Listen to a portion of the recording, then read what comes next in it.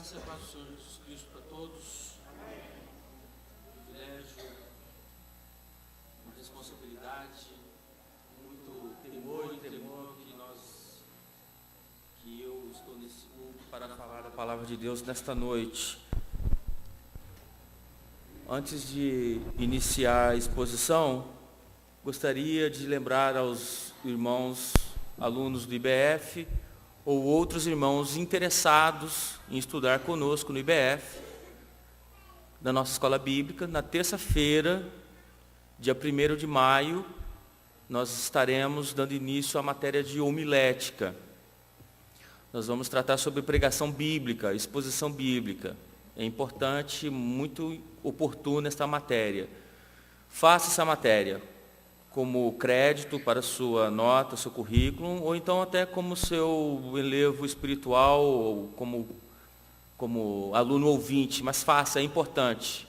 Matéria muito interessante para professores de escola bíblica dominical, para expositores bíblicos e para toda a igreja. Nós pensamos que pregar é só abrir uma Bíblia, citar, ler 2, 3 versículos e nunca mais voltar para ele, né? Não é assim. As coisas têm uma lógica, e o texto tem uma sequência, então nós vamos procurar entender a sequência do texto, e assim nós podemos expor o texto. É fácil para quem prega, e fácil também para quem está ouvindo.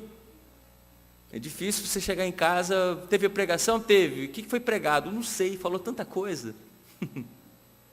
E o texto não foi pregado, né? A Bíblia é importante na nossa vida, como regra de fé e prática.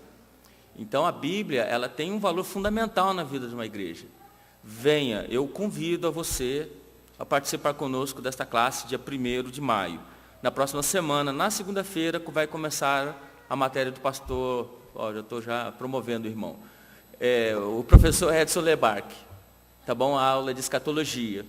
E pela graça de Deus, vão ter paciência, vão estudar comigo um pouco de homilética. Tá bom? Não sou o melhor na área, por favor. Abra sua Bíblia, primeira carta de Pedro, capítulo 5. Glória a Deus, aleluia. Uma palavra bem conhecida, bem simples e bem sucinta, mas é de uma profundidade para os dias que você está vivendo hoje. Eu tenho certeza disso, que para mim, não tenha dúvida que isso aqui foi importante para mim essa semana. 1 Pedro, capítulo 5, versículo 5. Desculpa. Primeira carta de Pedro, capítulo 5, versículo 5 até o versículo 10. Rogo, eu vou esperar.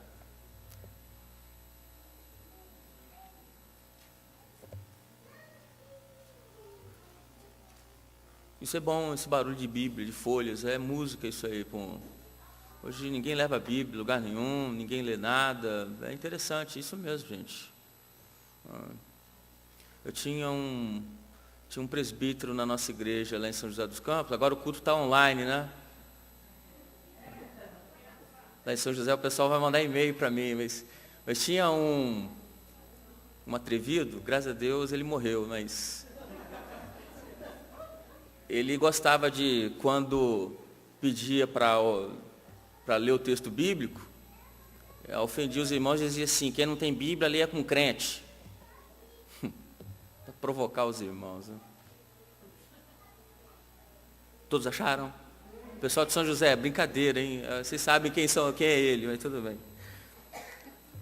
Rogo igualmente aos jovens, sede submissos aos que são mais velhos.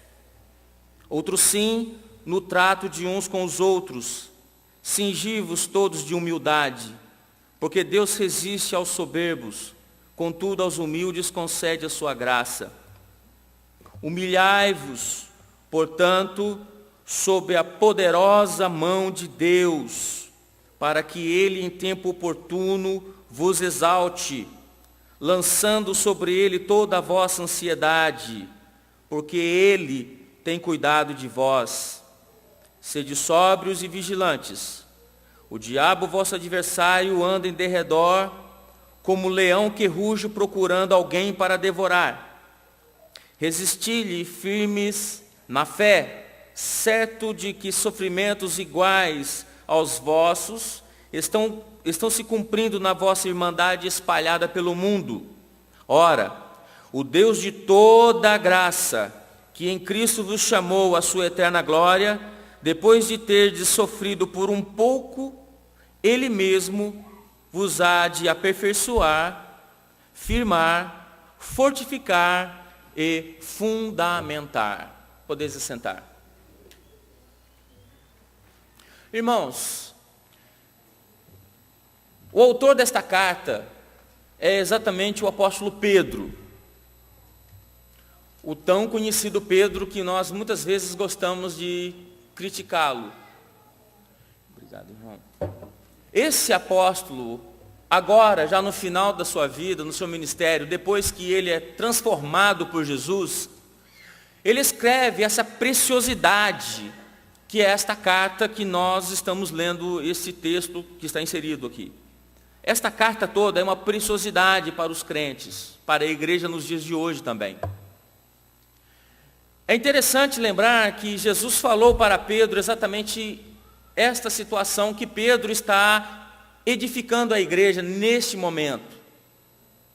Os crentes estavam passando provavelmente um período sério de perseguição, um período sério de provas, de pressões e assim por diante. Os irmãos que conhecem o texto podem concordar comigo que o primeiro século do cristianismo foi um século complicado, porque o cristianismo já estava saindo do judaísmo. Para muitos ele era uma seita. Os próprios judeus perseguiam os crentes, então muitos desses crentes não tinham tanta liberdade para pregar o evangelho nas casas como faziam no tempo do Atos dos Apóstolos. Vamos também entender que a pressão do imperador romano sobre os crentes era cruel. Muitos crentes, muitos mártires morreram queimados, morreram jogados nas arenas para servir de diversão aos romanos. É nesse contexto que ele escreve essas palavras, dessa mensagem para a igreja sofredora daquele tempo, como também para muitos crentes no dia de hoje que também está sofrendo. Interessante você ler comigo que em Lucas capítulo 22, Jesus falou para Pedro assim: eu, porém, roguei por ti para que a tua fé não desfaleça. Tu, pois, quando te converteres... Irmãos, Pedro estava com Jesus, no ministério de Jesus.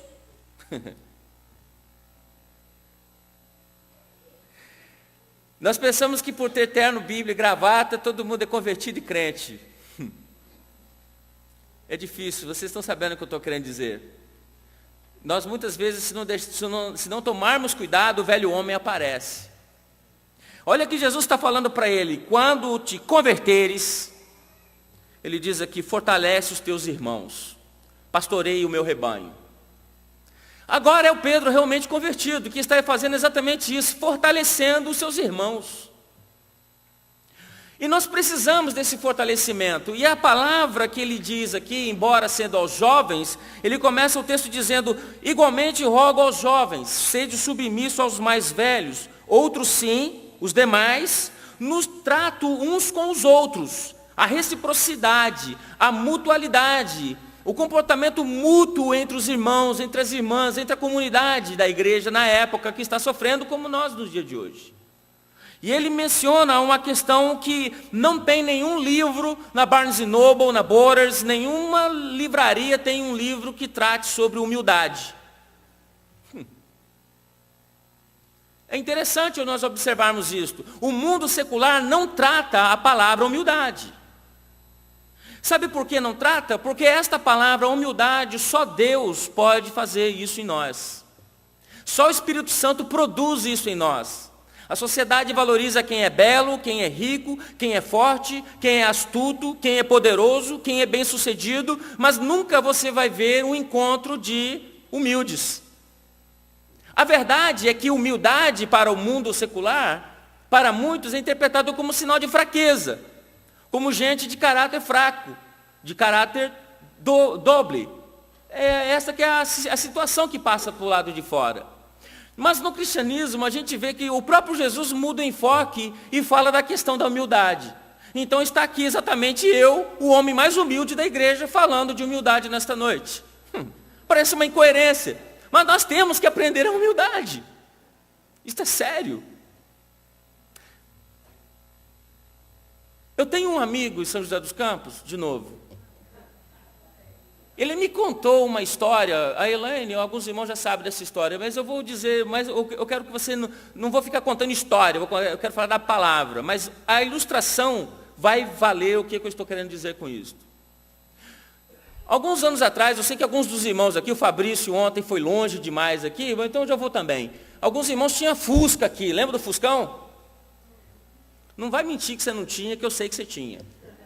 Não é possível que alguém aqui nunca teve um Fusca na vida. Bom, esse meu amigo era um aficionado pelo Fusca. Ele tinha dinheiro para comprar o carro que ele pudesse comprar, um carro melhor, mas ele queria o Fusca, ele gostava. E uma vez ele indo para o Rio de Janeiro, o Fusca dele deu defeito lá na Via Dutra. Irmãos, um carro quebrar já não é uma coisa boa. Não é verdade?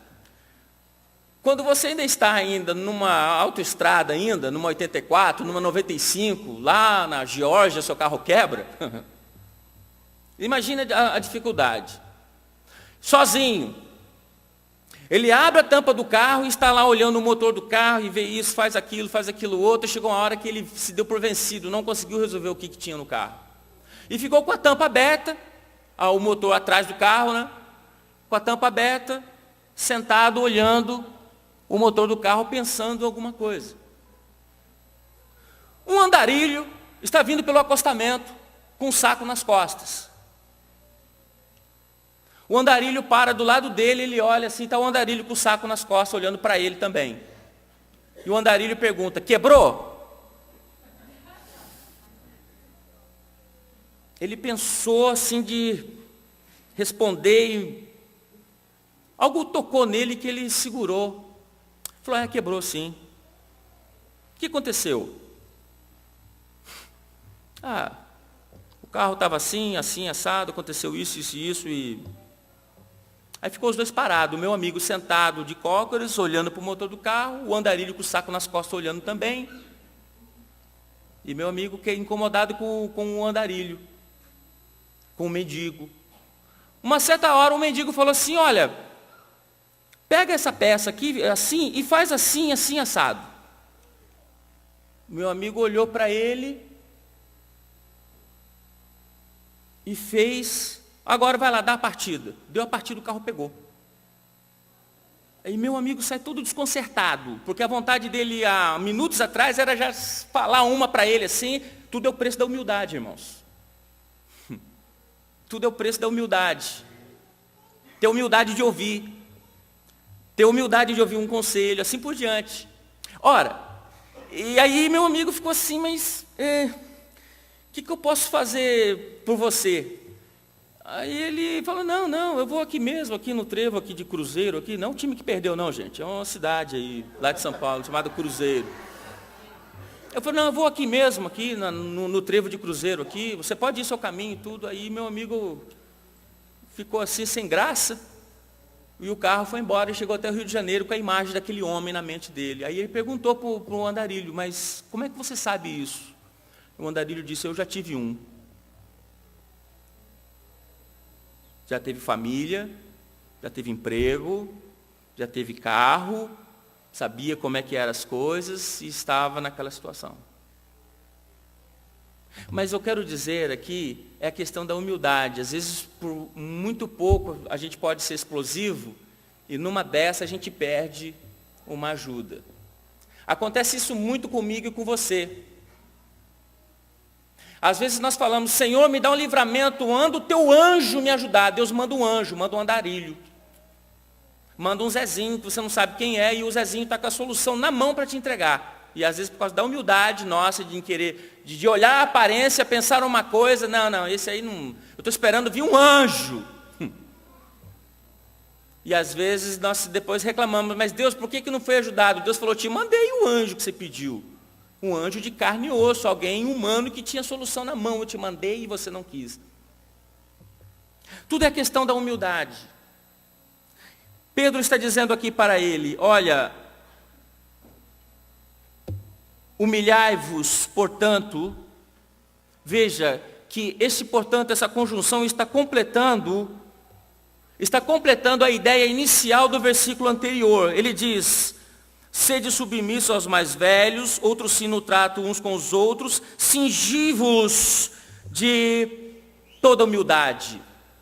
Não vale aquele irmão, aquela irmã que diz, olha, irmão, eu sou humilde, irmão. Graças a Deus eu sou humilde. Tanto que eu me orgulho da minha humildade. Não vale também. Ele diz ainda que cingi-vos de toda a humildade. Cingir, ele está no sentido aqui, coloque toda aquela roupa bem justa e coloque bem ajustada, bem acertada em você, com toda a roupa mesmo. Cingi-vos de toda a humildade. E a questão aqui é muito séria, vai além de relacionamento e mutualidade, querido. A questão que o texto está mostrando aqui no versículo 5 é bem teológica e bem séria. Ela vai além do relacionamento, ela vai além, ela vai no âmbito espiritual mesmo. Diz o versículo, porque Deus resiste aos soberbos. Sabe o termo resistir aqui? É Deus se opõe ao soberbo. Deus está contra o soberbo. Deus não está do lado dele. Deus está na oposição ao soberbo. Essa que é a questão aqui. É séria. E nós somos assim, irmãos. Eu sou assim. Porque muitas vezes as situações da nossa vida, da nossa casa, do seu trabalho, escapam ao seu controle. E você tem tudo na mão e de repente Deus permite que alguma situação apareça, um inesperado apareça exatamente para mostrar que nós não somos isso tudo que a gente pensa. E porque muitas vezes nós queremos fazer a nossa decisão sem consultar a decisão divina, e por isso nós começamos a mostrar uma altivez. Essa altivez que nós queremos mostrar muitas vezes é demonstrada como soberba, muitas vezes aos olhos de Deus, porque Deus vai resistir você. Deus vai me resistir quando eu estiver na atitude de soberba. Em outras palavras, quando eu estiver naquela atitude de independência. Mas também Deus ele dá graça aos humildes, ele concede. Ele dá a graça dele. Ele se revela graciosamente para você, para mim, para todos nós. Por isso que no versículo 6 ele diz, portanto, já que você sabe que a implicação espiritual do soberbo, ele vai estar sempre do lado contrário do que Deus tem para ele, ou do que Deus quer fazer para ele, e a graça não é revelada a ele, porque ao humilde ele concede a graça. O que ele diz então? Humilhai-vos. Que palavra bem gostosa de falar, né, irmãos? Parece que é muito simples chegar aqui, para mim, eu acho que é uma responsabilidade muito séria chegar a falar assim, ó irmãos, humilhai-vos, humilhem-se. Não é assim. Que nós somos carne, somos osso, somos humanos, somos limitados, temos nossas ambiguidades, temos as nossas contrariedades, nós temos as nossas idiosincrasias também. Nós muitas vezes somos incoerentes, é verdade. É possível que quando você está num culto, numa bênção maravilhosa, e se você não vigiar 1 minuto depois dentro do carro, você já está brigando. Por nós não podermos vigiar direito, isso é possível. Veja que ele mostra no texto que humilhe-se. Então, para isso, ele mostra, humilhe-se então sob a mão poderosa de Deus. Ó, irmão, sabe o que é humilhar? Nesse caso é você ceder. Nesse caso, humilhar é você abaixar. Esse que é o termo. Você quer uma coisa? Quando Israel é chamado no Antigo Testamento do povo de dura cerviz, Deus está dizendo ali, vocês são um tipo de povo que não vira o pescoço. Povo do pescoço duro. É verdade, a nossa atitude, o nosso coração, ela não se dobra. Por isso que está dizendo a palavra aqui, olha, humilhai-vos então sob a poderosa mão de Deus. Querido, quando nós nos encurvamos debaixo da poderosa mão de Deus, a situação da nossa vida se inverte toda. Deus nos abençoa dos altos céus de tal forma que Ele revela a graça para você, porque você está debaixo da poderosa mão de Deus.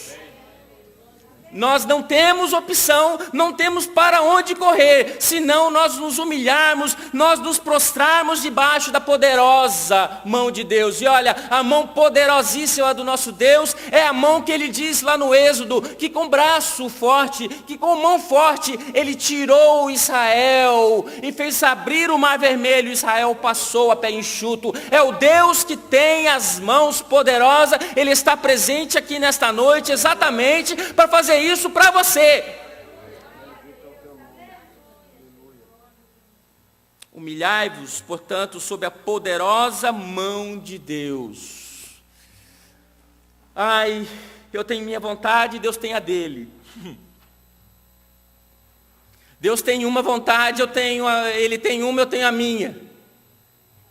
E aí nós temos a hora de racionalizar as coisas, na hora do confronto, as coisas nós vamos perder. O autor está querendo dizer para aqueles crentes, olha, vocês estão sofrendo uma perseguição dura, vocês estão sendo pressionados, vocês estão passando dificuldades, olha, mesmo assim, humilhe-se debaixo da poderosa mão de Deus, com um propósito ainda. Ele ainda mostra ainda uma coisa interessante, para que Ele, olha a ação divina aqui, se você se humilhar debaixo da poderosa mão de Deus, para que Ele, em tempo oportuno, não é o seu tempo, não é o meu tempo. Aqui a palavra é o kairos, quer dizer o kairos, o momento certo de Deus trabalhar, o momento certo de Deus agir, o momento certo de Deus falar, é agora a porta abre, agora a porta fecha, é Ele que sabe o tempo certo das coisas, das estações, das situações, das calamidades, das bênçãos, é Ele que controla tudo isso. Por isso, humilhe-se sob a poderosa mão de Deus, para que na hora certa, para que no tempo certo, Ele vos exalte. Você quer ser exaltado? Humilhe-se debaixo da mão poderosa do Senhor. Se eu quero ser exaltado no tempo certo, na hora certa, eu tenho que me humilhar, me prostrar diante de Deus e falar, Senhor, olha, eu sei que eu tenho a minha vontade, mas olha, eu vou me submeter à sua. Tu tens a palavra final, estou aqui. Pronto. Irmão, isso parece ser simples falando. Eu sei que amanhã as coisas serão diferentes lá no seu trabalho. É muito difícil lá no seu trabalho você se humilhar diante daquele chefe chato que você tem, diante daquele irmão chato da igreja. Eu sei que é chato mesmo, mas olha, se nós quisermos a exaltação da parte da mão poderosa do Senhor, na hora certa, no tempo certo, vamos nos colocar debaixo da poderosa mão de Deus de forma humilde. A bênção vem. A bênção chega. Na hora certa. No tempo oportuno. Na hora exata. Irmãos, eu sei que tem hora que o vinho acaba. Eu sei que tem hora que o vinho dentro de casa, do casamento, do trabalho, ele vai acabar. O emprego acaba, o dinheiro acaba, a enfermidade chega, a crise vem, é um familiar, é uma perda do ente querido, e vem mesmo. E muitas vezes nós fazemos como a própria mãe de Jesus, mestre, eles não têm mais vinho. E ele chega para a própria mãe e fala, mãe, eu quero dizer uma coisa, que a hora ainda não é chegado. Não chegou o momento ainda. Olha, quando Lázaro estava doente, Jesus foi informado, olha, o teu amigo está doente, está enfermo. Ele falou, não, depois eu vou lá. Até que ele morreu. Depois de 4 dias, Jesus aparece. Agora que o senhor vem, agora é tarde. Não era a hora dele.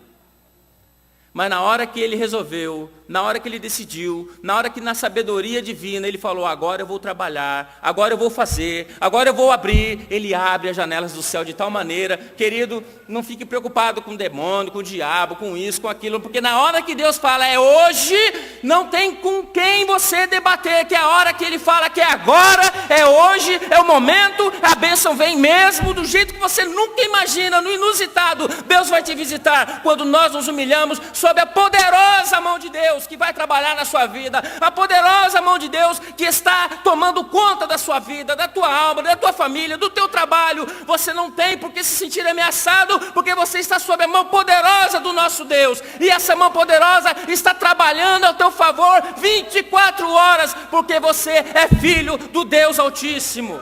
Aleluia! No tempo oportuno. Irmãos, me vem à mente agora um texto de Josué. Josué e Calebe foram os dois daquela turma, lá a primeira geração dos israelitas que conseguiram entrar na terra. Os demais, de 20 anos para cima, Deus falou, olha, Moisés, eu não quero vê-los lá.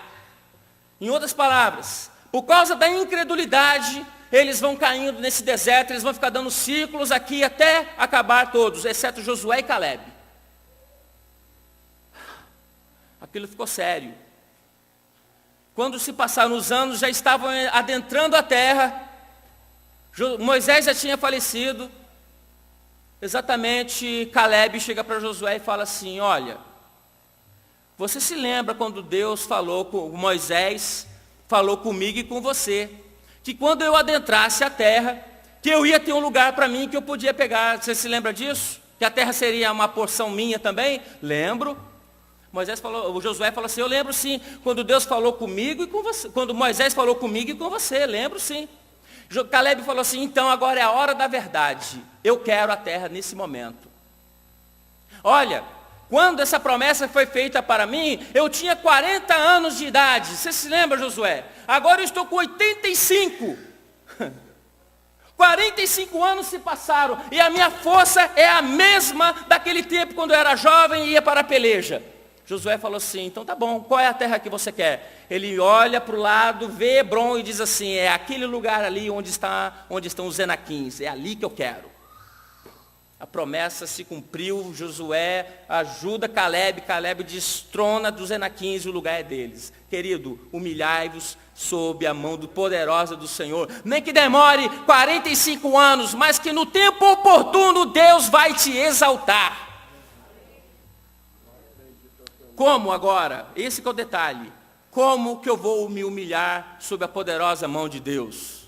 O versículo 7, tão conhecido na igreja, e nós muitas vezes nos esquecemos desse versículo. Ele diz, olha, sabe como? Lançando sobre ele, lançando sobre Deus toda a vossa ansiedade. Porque Deus tem cuidado de você? Deus tem cuidado de você? Você sente o cuidado de Deus na sua vida? Você sente a mão poderosa do Senhor Jesus Cristo pegando você no colo muitas vezes, se socorrendo? A mão poderosa do Senhor é isso que Ele está querendo. Como que nós vamos nos humilhar então? Ele mostra aqui duas atitudes. A primeira é que eu posso fazer. Sabe, aquele objeto pesado, aquele fardo que está sobre mim e sobre você e que nós temos que tirar de nós. Tirar isso fora de nós, exatamente isso, lançando sobre ele toda a vossa ansiedade, aquele fardo, aquele peso, tirar de você e jogar aí sobre alguém, joga nele. É isso que ele quer.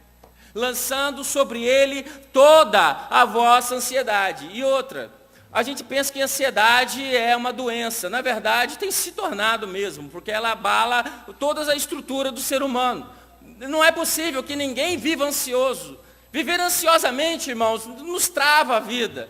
Viver de forma ansiosa, a vida trava, a vida fica mais dura, mais difícil. Porque você imagina ser uma coisa que ainda vai chegar, ainda não é aquilo ainda, e você vive numa tensão de querer avançar e não consegue, de querer agir e não pode, se sente incapacitado, sofre por antecipação, as coisas não andam, tudo é travado, tudo é amarrado, por causa da ansiedade. Por isso que a palavra várias vezes tem textos que tratam sobre ansiedade. Não andeis inquietos, não andeis ansiosos. Mas querido, é o mundo que a gente vive, é uma pressão tão grande sobre nós que nós estamos ansiosos, nós estamos aflitos, nós estamos inquietos, querendo respostas, querendo solução, querendo porta aberta, querendo um milagre. Querido, só tem um jeito, olha, vamos lançar sobre Deus toda a nossa ansiedade, vamos lançar sobre Deus toda a nossa inquietação, vamos lançar sobre Deus tudo aquilo que está nos afligindo de tal maneira, porque Ele tem cuidado da sua vida. Deus tem cuidado de você, Deus tem cuidado de você, Deus tem cuidado de nós. Nós pensamos muitas vezes que Deus está inerte, que Deus está parado, que Deus não tem uma palavra para nós. Deus tem uma palavra para você, sim. Deus está trabalhando a seu favor, sim. Deus está realmente com muito cuidado com a tua alma, Deus tem muito cuidado com a sua vida, Deus tem um prazer enorme de tomar conta de você, Deus tem te livrado, Deus tem te guardado, Deus tem te abençoado. E nós muitas vezes somos contrariados por Deus, muitas vezes nós não entendemos aqui nessa vida, mas nós vamos entender que era cuidado de Deus para a nossa vida. Ah, irmãos, que bênção muitas vezes, porque aquela porta não se abriu, por que aquela venda não deu certo, por que aquela viagem não se realizou, depois que nós vemos por que Deus já estava cuidando dos detalhes. Nós pensávamos de um jeito, Deus agiu de outro, nós imaginávamos uma solução, Deus deu outra. Deus age no inesperado, Deus age porque Ele cuida de nós. Se não deu certo, glorifique o nome do Senhor, porque Ele sabe o que tem para você, e diz: Senhor, estou aqui, humilde na tua presença, mostra-me o que é que tu queres então para mim. Falar é fácil. Fazer isso que eu estou falando, isso me custa às vezes. Eu orei muito a Deus essa semana, estava pensando muito nesse texto, porque esse texto falou muito comigo. Eu penso em agir, em trabalhar, em fazer, em planos, e aquilo outro, eu não vejo saída, não vejo solução. Parece que as coisas não andam do jeito que eu queria, tudo trava, tudo fica... Irmão, gera uma inquietação, você não anda, você não consegue orar, a inquietação bloqueia a nossa mente, nós não conseguimos raciocinar melhor. Vamos nos colocar na dependência dEle, entender qual é o plano que Ele tem para mim, para você, para cada um de nós nesta noite, lançando sobre Ele toda a vossa ansiedade, toda a vossa ansiedade. Toda a vossa ansiedade. E o mais importante é porque Ele tem cuidado de você. Aleluia. Versículo 8 nos mostra uma situação bem tensa na nossa caminhada cristã. E isto, o porquê da ansiedade, o porquê da crise, muitas vezes, nós temos que ser exatamente o que o texto está dizendo: ser sóbrio e vigilante. Vigilante quer dizer aqui, na verdade, no literal mesmo, na língua grega, é olhos arregalados. Vigilante, olhando. E aqui ele está mostrando qual é o perigo, porque o diabo, o vosso adversário, o teu adversário não quer a tua alegria, o teu adversário não quer o teu prazer, o teu adversário não quer você orando, o teu adversário não quer você sorrindo, o teu adversário não quer você glorificando a Deus, o teu adversário não quer você buscando a Deus, ele quer te deixar aflito, ele quer te deixar inquieto, mas a palavra diz: olha, não dê oportunidade a ele, ser sóbrio, olhos atentos, ser vigilante, porque o diabo, vosso adversário, anda em derredor. Não fique preocupado que ele é como leão, não. Ele é um rato que põe um microfone na frente e dá aquele mugido de leão, porque ele já é derrotado. Não é você que é o derrotado, é ele que é o derrotado. Ele sabe disso. Por isso que a palavra nos diz dessa maneira, que ele anda ao derredor como um leão que ruge, procurando quem devorar. Quer dizer, ele está à espreita de uma oportunidade, mas ele não vai conseguir. Se você for sóbrio, se você for vigilante, se você for humilde debaixo da potente mão do Senhor, se você colocar toda a ansiedade nas mãos do Senhor, porque Ele cuida de você, Ele vai te livrar desse inimigo. E aqui acabou que está virando nome, né? O diabo. Né? O diabo quer dizer um acusador, um difamador, um caluniador. O diabolos, esse que é o termo no verbo, no grego. Você está pensando que ele chega com um tridente na mão assim? Ele não chega assim. Chifrinho, rabinho, isso é paganismo puro. Ele não vem dessa maneira. E a forma com que ele chega, ela é bem sorrateira e sutil. Olha, se você ler as tentações de Jesus em Mateus 4, você vai ver que ele busca sempre oportunidade. Por isso que o texto termina no versículo 9 dizendo, olha, não fique batendo boca com ele não. Não fique perguntando, qual é o seu nome? Quem é você? De onde você veio? Quem é você? Não.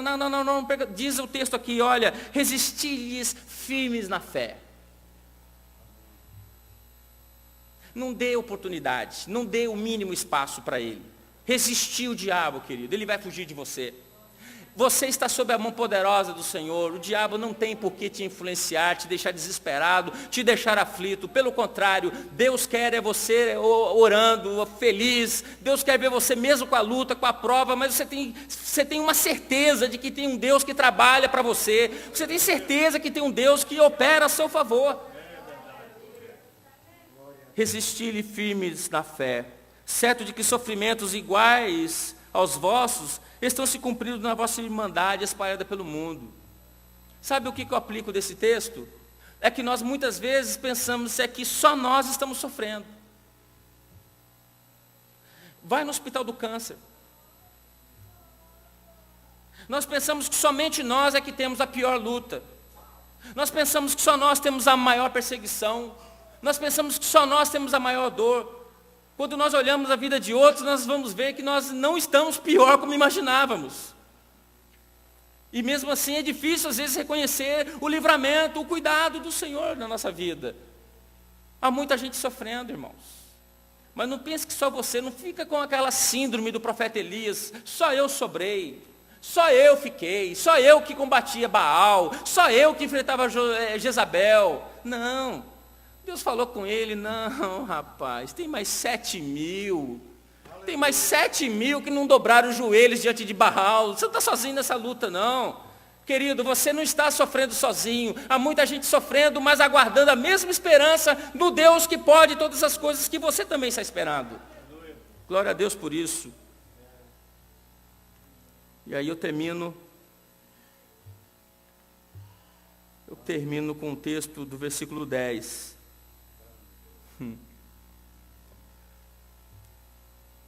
Antes de mais nada, eu quero dizer que nós precisamos de criar ambientes em que a misericórdia, que a graça trabalhe no nosso meio. Nós precisamos da igreja com um ambiente exatamente de libertação da ansiedade. Nós estamos muito ansiosos, todos nós temos as nossas dificuldades. Nós temos que nos ajudar mutuamente para vencermos essa ansiedade. Não adianta chegarmos no púlpito e ficar vociferando aqui, você é o poderoso, você é o grande, você é o tal, incentivando mais grandeza, mais megalomania, incentivando mais maluquice. Não, nada disso, você não é grande, não, o grande é só Deus. Grande é só o Senhor. Não vamos incentivar a grandeza, megalomania, não, vamos incentivar exatamente isto, a libertação da nossa ansiedade, no presente momento, da luta que eu e você, nós estamos passando. Nós estamos atravessando uma jornada juntos. Nós somos companheiros de peregrinação. Seu lugar aqui não é fixo. Eu vou para o Brasil, também não é fixo. A nossa vida aqui nesse planeta Terra, ela é uma jornada que nós estamos indo para uma pátria celestial. Nós estamos indo para um lugar, de uma cidade que tem fundamentos, que Deus está no meio dessa cidade, e que essa cidade jamais ela vai ser abalada. Os reinos, os impérios desse mundo, eles mudam, novos reis, novos presidentes, novas economias surgem, tudo de novo aparece, porque tudo que nós temos aqui nessa vida muda. Estamos bem hoje, amanhã podemos amanhecer enfermos. Temos dinheiro na conta, amanhã um plano econômico leva o dinheiro embora. Uma inflação vem e você sabe como é que é essa transitoriedade da vida. Nós estamos aqui de passagens, somos peregrinos. Interessante, Abraão. Nós queremos, eu já ouvi irmãos falar assim, Senhor, faça em mim, faça na minha vida, como tu fizeste com Abraão, Senhor. Eu falei, Jesus, o que ele está falando? Uma das coisas que esse homem que eu admiro de Abraão é que saiu sem saber para onde ia. Porque ele sabia que ele estava em busca de uma outra cidade que tinha fundamentos. O autor dos Hebreus fala. Imagine, Abraão, para onde você está indo? Eu estou saindo. Para onde? Não sei. Eu estou saindo. Mas para onde você vai? Tem um lugar? Não, não tem, não sei. Deus vai mostrar.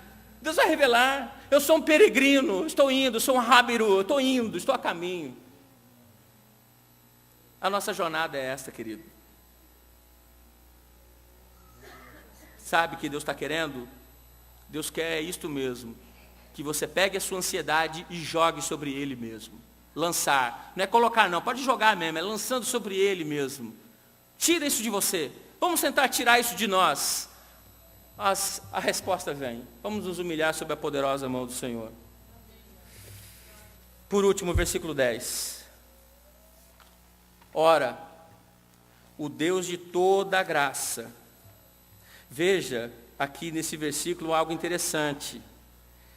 No versículo que nós lemos, versículo 6, ele disse que ao humilde ele concede a sua graça. Agora no versículo 10 ele diz que ele é o Deus de toda a graça. Tudo aquilo que nós não merecíamos, tudo aquilo que nós não éramos dignos, Deus nos dá em Cristo Jesus. Nós não éramos bonzinhos como nós imaginávamos, mas Deus amou você. Deus ama você, irmão. Minha irmã, Deus ama você. Deus tem um amor pela tua alma. Deus tem um amor pela tua vida. Deus tem um amor, um cuidado. Se você soubesse, nós pensamos que Deus está assim tão alheio ao que está acontecendo aqui embaixo. Nós pensamos que Deus está tão longe. O Deus está presente. O Deus, o Emanuel, está conosco. O Espírito dele habita em você. Você não é apenas um ser que ele criou, apertou um botão, deu corda e você está perambulando. Não, ele é um Deus que trabalha por você, um Deus que cuida da sua vida. É sério. O Deus de toda a graça. Ele diz aqui que depois de ter sofrido por um pouco, se você ler esse mesmo texto, carta de Pedro, capítulo 1, versículo 6, ele diz assim, nisso exultais, embora no presente, por breve tempo, se necessário, sejais contristados por várias provações. Sabe a verdade? É que nenhum sofrimento é eterno. Parece uma eternidade. É a mesma coisa o caboclo que está apanhando. Ele nunca esquece. Quem bate esquece, mas quem apanha não. E quando ele está apanhando, parece que é uma eternidade, né? Mas a verdade é que a nossa luta, nosso sofrimento, parece que vai durar muito tempo. Ou parece que faz anos, faz noites, semanas de oração, de jejuns, de campanhas e nada. Parece que nada trabalha, nada, Deus está trabalhando sim na sua vida. E Ele vai produzir aqui uma sequência interessante desses verbos que nós lemos de uma forma muito despercebida. E é muito interessante para a tua vida estar de pé nesse texto. Veja que ele diz aqui 4 verbos, ele nos mostra 4 verbos, mostrando a breve intervenção de Deus no processo do seu sofrimento, da sua luta, da sua dificuldade, da sua ansiedade. Veja que ele diz aqui, Ele mesmo vos há de aperfeiçoar. Sabe o que é isso? Ele vai terminar um processo que Ele começou em você. Ah, irmãos, tem coisas que Deus não dá para nós ainda, porque tem que ser trabalhado algumas coisas em nós ainda. É verdade. Deus pode chegar muito bem e falar assim, é hoje o fim da sua luta. Ele pode falar, desde que você foi aperfeiçoado nessa luta que você está passando. Qualquer problema que nós passamos, por incrível que pareça, eu vou dizer isto, nós sairemos melhor do que quando entramos. Nós não entendemos por que temos que passar muitas vezes. Às vezes nós passamos certas dificuldades de forma até contrariada, mas passamos. É necessário, porque Deus tem que trabalhar em mim e em você. Deus tem que nos moldar muitas vezes. Deus tem que operar em nós. Deus tem que aperfeiçoar coisas em nós. Às vezes nós pensamos assim, eu quero ser pastor. Há muita coisa para ser trabalhado em você. Eu quero ser isto. Há muita coisa para ser trabalhado em nós. Depois o outro verbo que ele diz é firmar. Sabe o que é isso? Firmeza na fé. É o contrário, o oposto da inconstância. Firmeza na fé. É aquela fé que tem a firmeza na pessoa de Cristo, que não titubeia, que não fica indeciso, que eu vou aqui, eu vou ali, não quero essa igreja, não quero esse pastor, não quero isso, não quero. Querido, o problema é com você. Se você está passando na prova, não adianta você ir aqui, ali e acolá. É Deus que vai trabalhar em você. Não é o pastor, não é a igreja, não é o bispo, não é ninguém. É Deus que vai trabalhar na sua vida. E olha, é a situação do profeta Jonas. Nós pensamos que nós vamos para cá ou para lá, a dificuldade vai junto e nós pensamos, é Satanás trabalhando. Não é Satanás trabalhando, é Deus corrigindo. É Deus agindo, e nós muitas vezes sai Satanás, e não é. É Deus que está dentro do barco nosso, dando um chacoalhão para lá e para cá. Não é aqui que eu te quero. E Deus vai fazer assim para você, é aqui. Vai. Jonas saiu com aquela cara feia, mal-humorado, né? Todo lambido de peixe, aquela coisa lá. Sai com aquela cara mal-humorada lá e diz a Nínive, olha aqui, 40 dias essa cidade vai ser subvertida, vai ser destruída. Nem teve introdução, nem Pai do Senhor, nada. A pior mensagem que ele tinha, chegou e soltou assim, Deus vai destruir vocês. E ficou lá esperando, lá em cima. Ele ficou triste, porque o povo se arrependeu. Sério, você conhece o texto. Ele ficou triste porque o povo se arrependeu. Deus teve que dar outra lição para ele ainda, no final do ministério dele ali. Nós estamos nessa posição muitas vezes. Nós queremos uma igreja pentecostal, mas o irmão da glória a Deus, nós olhamos para trás. Nós queremos uma igreja pentecostal, mas vamos fazer oração. É fanático, olha lá. Nós queremos uma igreja mais humilde, nós estamos incentivando a guerra. Nós estamos querendo ser uma igreja avivada, mas nós estamos criticando a dos outros. Querido, vamos nos humilhar sob a poderosa mão de Deus. Vamos nos humilhar, vamos baixar a bola. A verdade é essa. Cássio, abaixa a bola. Às vezes, não precisa você me julgar, não. Minha mulher sabe. Às vezes, quando eu estou um pouquinho grandinho, você sabe aquela bola cheia? Deus vem com aquela agulhinha bem fininha assim. Você está muito cheio. Eu vou esvaziar você um pouco. Espera um pouco. Você está muito grande. Deus só dá um toquinho só. A luta vem. Aí eu já, Senhor, e aí, Deus não me trata como eu merecia, mas eu percebo como que se Deus falasse para mim, e aí? Cadê a força aí? Cadê você, o cara aí? E aí, como é que você sai dessa? Vamos nos humilhar, queridos. Vamos nos humilhar. Fortificar. Dar forças para resistir à pressão. Essa força não vai vir de você. É Deus que vai trabalhar essa força na sua vida. Por isso que muitas das coisas que você passa na sua vida, você não imagina como que você tem suportado até agora. É porque Deus tem fortificado os seus pés.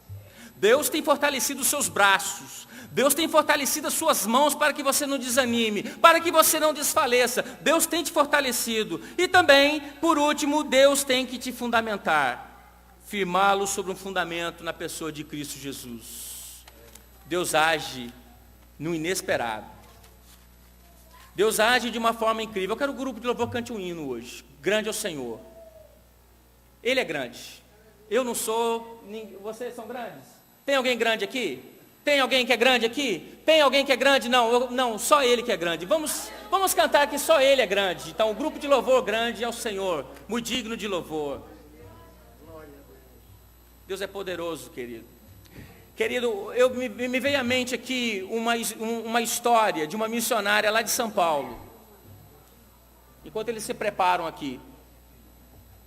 Tem uma missionária em São Paulo chamada Analzira Nascimento.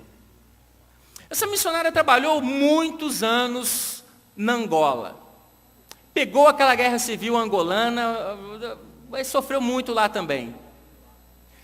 Eu vi o testemunho dessa mulher uma vez, que eu penso que é a nossa vida muitas vezes, é a sua vida, e como que nós temos que vencer a ansiedade. Ela estava indo para Angola há uns anos atrás, quando ela estava na missão, indo para Angola, e tinha 700 quilos de excesso para levar para Angola. 700 quilos de excesso. Se fosse eu, se fosse qualquer um de nós, estaríamos hiper preocupados, ansiosos. A mulher está lá, cabeça baixa. E quem é que vai colocar isso dentro do avião também?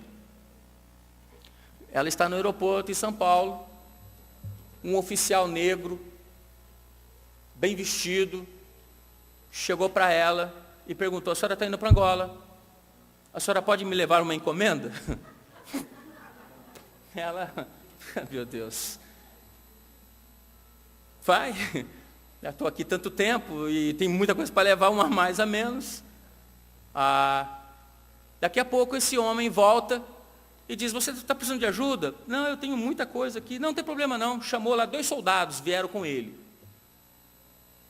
Olha Deus trabalhando. 2 soldados aparecem e coloca toda aquela bagagem dela dentro do avião, ajuda ela a despachar, ela vai embora. Quando ela está chegando em Luanda, em Angola, ela está descarregando. Agora vamos ver como é que nós vamos descarregar o avião. Ela descarrega o avião, ela descarrega tudo, e tem o pessoal lá da base todo esperando para carregar o outro avião que ia levar ela para o interior de Angola. De repente o avião deu a ordem: não, a carga que está aí é essa mesmo, que ficar ficou. Mas como? Não tem jeito, e fecha a porta do avião, ficou metade da carga na pista e a outra metade dentro do avião, e ela olhando pelo vidro, e como que Deus vai sair dessa? Às vezes você pensa assim também: como é que Deus vai me tirar desta? Eu não vejo uma única saída. O que Deus vai fazer na minha vida?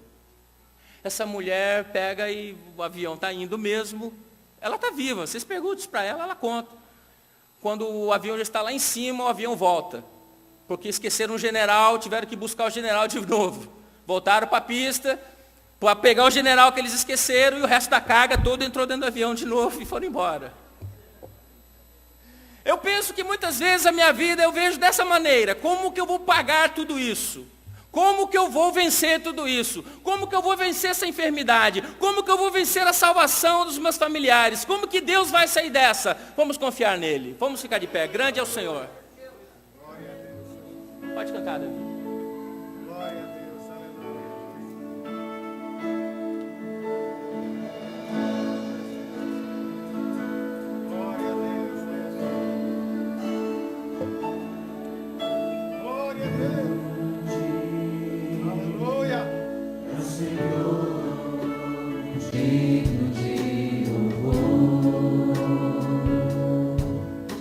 Cidade do nosso Deus, seu santo